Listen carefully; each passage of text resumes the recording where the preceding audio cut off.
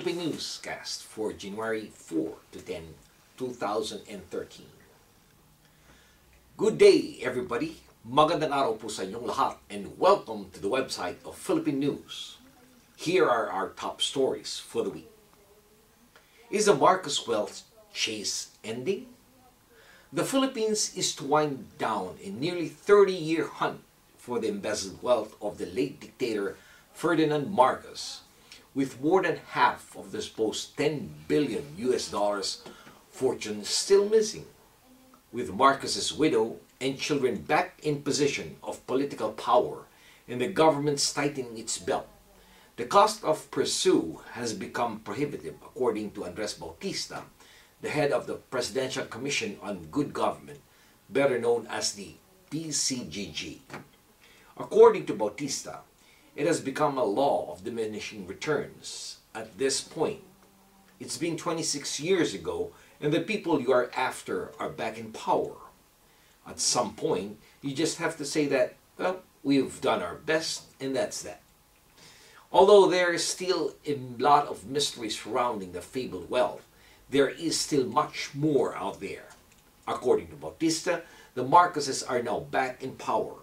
Imelda being a congresswoman in Ilocos, her daughter Aimee the governor of Ilocos Norte, and his brother Bongbong Marcos a senator at present.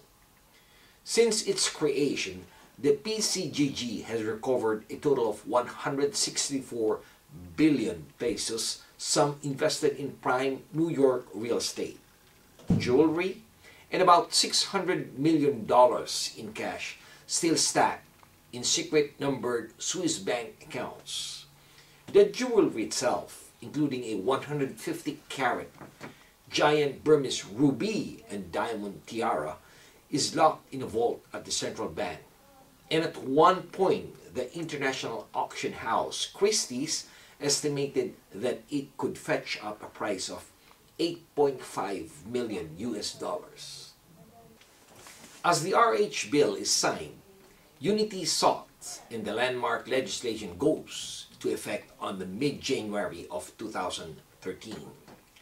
The Philippines has passed a landmark legislation that criminalizes state abductions, a presidential spokeswoman said December 22nd, in a move hailed by human rights groups.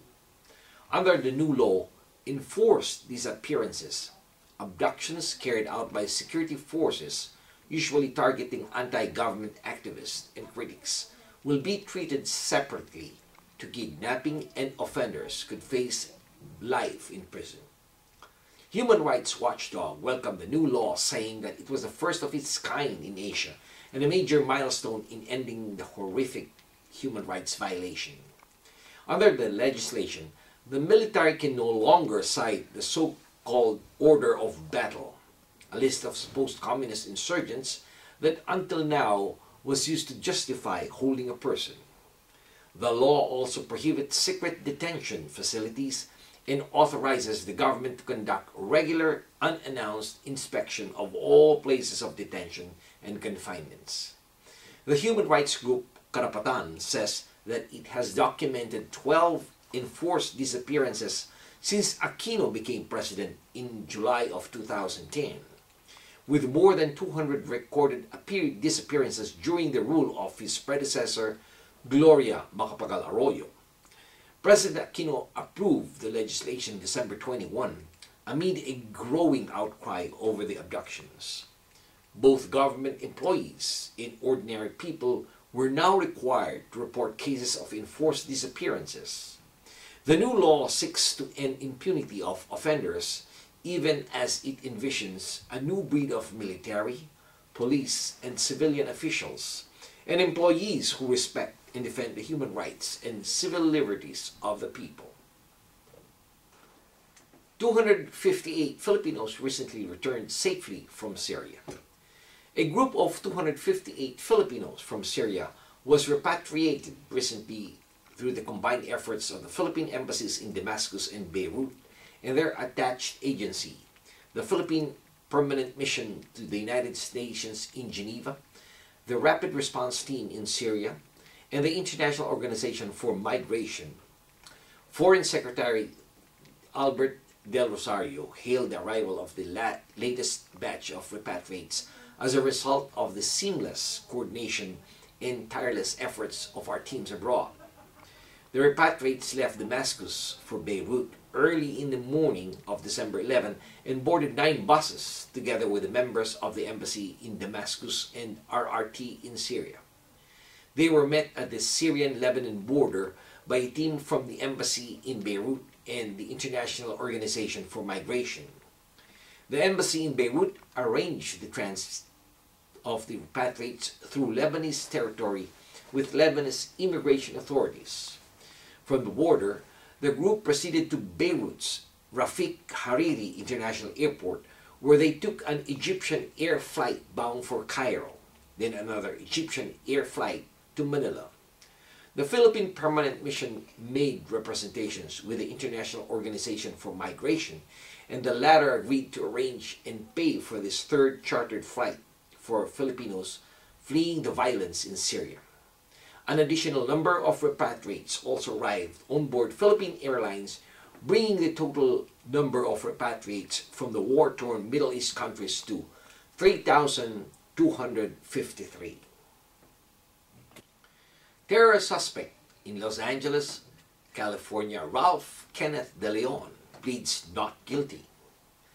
Filipino-American Ralph Kenneth De Leon, age 23, from Ontario, California, and fellow defendants appeared in a federal court on December 19 and pleaded not guilty on charges of conspiring to provide material support to terrorists in violation of Title 18, United States Code, Section 2339A.